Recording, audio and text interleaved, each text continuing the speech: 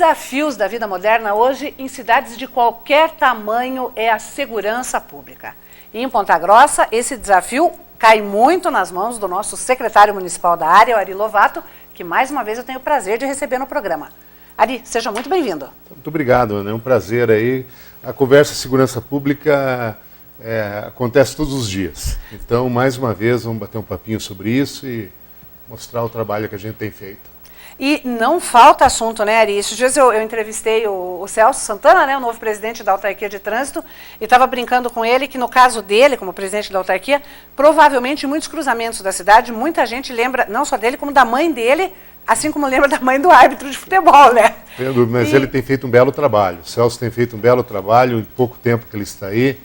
Pequenas mudanças que têm feito resultados fantásticos. E isso impacta um elogio para ele. Isso impacta na segurança também, né? Sem dúvida. Eu tenho a impressão que muitas vezes o secretário de segurança também é lembrado de maneira não tão elogiosa, mas porque é uma demanda que não tem fim, né? Assim sempre como o trânsito é uma demanda sem fim, né, Ari? Sempre se cobra. O que eu sempre digo é o seguinte, né? Tão importante quanto a segurança pública, e a gente fala sempre isso, é a sensação de segurança. E você, por exemplo, no dia de hoje aconteceu um assalto, um caixa forte aí em General Carneiro, e você olha aquilo, mas aquilo não te atinge. Aquilo te choca, mas não te atinge. Mas se o vizinho seu lhe rouba uma televisão, um telefone celular, aquilo te atinge. Então isso te dá uma sensação de segurança tremenda. Então é no pequeno crime, nos pequenos furtos, nos pequenos roubos, que a pessoa tem essa sensação de segurança. E é aí que a gente tem que trabalhar. E nós estamos numa época me corrija, por favor, se eu estiver errada, mas que tem sido, acredito, um desafio maior para as forças de segurança, tanto municipais, estaduais, federais, que é essa crise econômica e política que o país está vivendo. Isso interfere, né, Ari? Toda crise econômica reflete diretamente na segurança pública. Nós tivemos, durante muitos anos no país, aí, um assistencialismo em demasia, e algumas pessoas desaprenderam algumas coisas. E no ato de desaprender algumas coisas, quando faz falta essas coisas, elas evidentemente procuram de outra maneira ter aquela, através de um roubo, através de um furto, e infelizmente isso reflete diretamente na segurança pública. Economia e segurança pública caminham juntas. Boa economia, melhores condições de segurança pública. Uma economia ruim como a que nós estamos, o maior número de qualquer incidência aí com base na segurança. E outra questão, Ari, que a gente acaba sempre discutindo é essa questão mesmo comportamental das pessoas. As pessoas estão com muito menos tolerância, muito menos gentileza, as pessoas já estão partindo para a briga com qualquer coisa. Isso também acaba sendo um problema de segurança pública? Sem dúvida, né? Sem dúvida. E normalmente a pessoa com um pouco de estresse, nos finais de semana, consumo excessivo de bebida alcoólica, mesmo consumo de substâncias entorpecentes, né? Isso aí normalmente faz com que a incidência da criminalidade, a incidência dos acontecimentos próprios de segurança ocorram com mais frequência. Isso é uma constatação bem óbvia que a gente tem feito aí com o passar do tempo. E em termos aí estatísticos, como é que nós estamos com nossos índices de criminalidade em geral? Porque ele é cíclico, né? Ele é muito cíclico, mas nós não mudamos muito com relação aos anos anteriores. Ponta Grossa, apesar de tudo, né, apesar dessa situação econômica bastante difícil, nós não tivemos assim altos índices de desemprego. Ponta Grossa, das cidades do Paraná, sem dúvida nenhuma, é a que apresenta o melhor índice de emprego. A vinda das empresas, a vinda de novos investimentos na cidade tem feito com que nós não tenhamos assim uma demanda muito maior com relação à segurança. Não que não estamos de olho, né? Estamos de olho com relação a isso.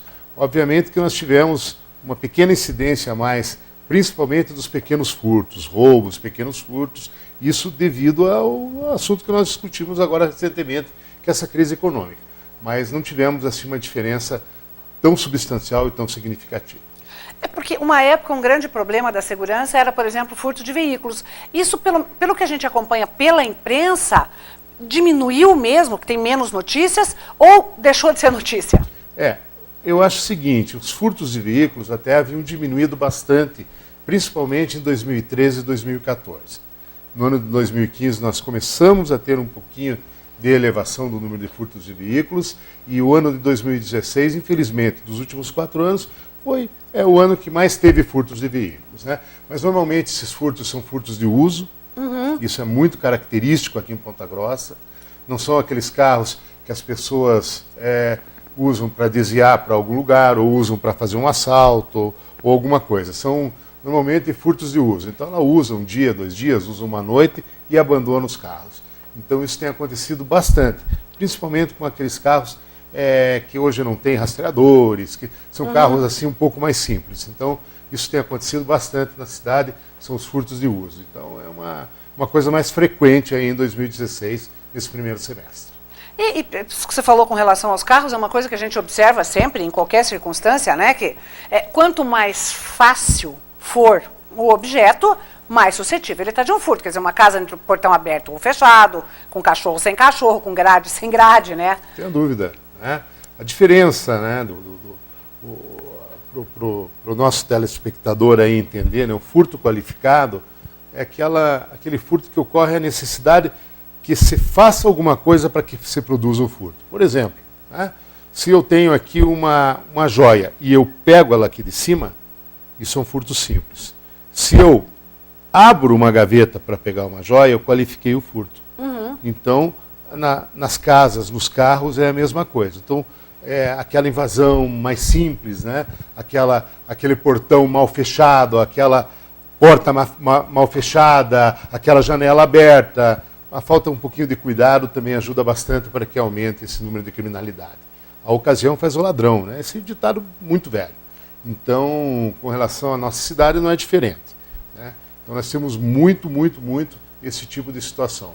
O furto facilitado justamente pelas pessoas que são donas aí dos bens e às vezes não têm o devido cuidado. E aí entra uma questão que chama a atenção da gente, que é a questão, por exemplo, de farmácia, posto de combustíveis, que são estabelecimentos que ficam abertos durante a noite, ficam abertos durante mais tempo. Eles são muito mais visados, né? São visados, tanto que nós temos postos aí, farmácias que já foram assaltados um sem número de vezes, né? Mas, obviamente, que há que se ter bastante cuidado com isso. E eu cito também os próprios casos dos ônibus, né? Os ônibus aí, os ônibus intermunicipais, os ônibus que estão na própria cidade, então também são frutos de bastante assaltos aí, justamente porque existem aí alguns facilitadores. Então nós fizemos ações frequentes, há mais ou menos uns 40 dias, 45 dias, estivemos em reunião com o sindicato de cobradores e de motoristas, colocamos nas principais rotas viaturas da Guarda Municipal, viaturas da nossa Ronda Ostensiva Municipal Urbana, justamente com a intenção de coibir esses furtos nos ônibus.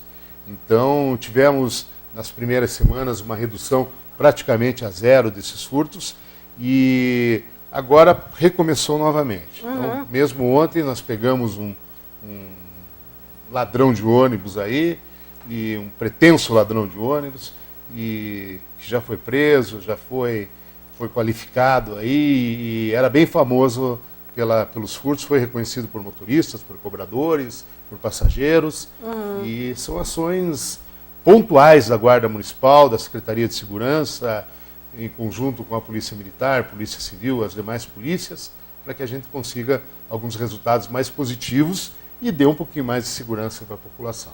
Afinal, é para isso que a gente está lá, né? E, Ari, a gente, em outras oportunidades que a gente já conversou, a gente sempre comentou que um número muito grande, um percentual bastante expressivo desses delitos está ligado de alguma forma ou outra à droga. Essa estatística continua valendo? Não tenha dúvida, não tenha dúvida. Aproximadamente, aí, a gente faz um cálculo grosseiro, porque especificamente, você não tem como fazer o diagnóstico imediato daquele cidadão que foi preso por um furto ou por alguma atividade ilegal, se ele usou droga nas últimas horas ou não, né? Mas a gente acredita que mais de 90% hoje estão ligadas aí ao consumo de drogas ou à perspectiva de você angariar valores, procurar dinheiro, vender algum objeto com vistas à compra da droga. Então isso aí é uma característica principalmente desses pequenos furtos, né? Furtos de celulares, furtos de pequenos computadores, furtos de aparelhos de som, televisões, esse tipo de situação é justamente para que sejam ou trocadas ou vendidas por um preço muito pequeno, e aí para que haja a possibilidade de se comprar a droga. E uma questão, por exemplo, você falou em furtos de celulares, né, de computadores, o pessoal que está andando na rua, no centro da cidade e tal, agora com essa moda do jogo do Pokémon, o índice de riscos, mas vamos conversar sobre isso no próximo bloco, aí a gente já vai falar da estrutura de segurança, pode ser? Com certeza, com o maior prazer. Então, não saia daí que a gente já volta e tem mais novidade no outro bloco. É um instante só.